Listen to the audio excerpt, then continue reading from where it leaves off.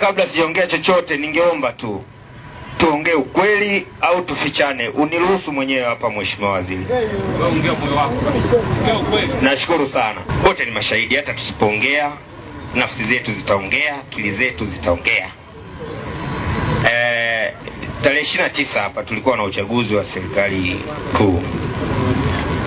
Kuna mambo yalitokea, hata tusipoongea yalitokea. Huo ndio ukweli.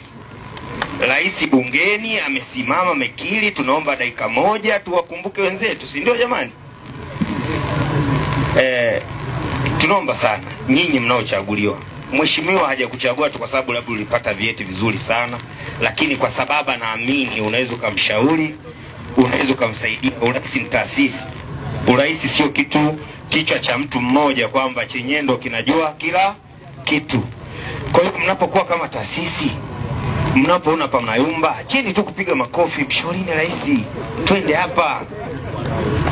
Dunia imebadilika jamani. Ndio. Wote tunaipenda nchi hii. Wewe ukiwa kama waziri wa vijana, anzia hapo.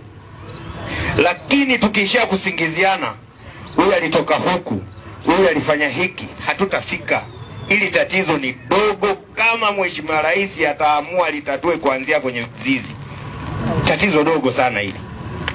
Haya ni maneno mazito sana baada ya kijana mmoja ambaye amejitoa mwanga kuweza kuwashauri viongozi wa serikali.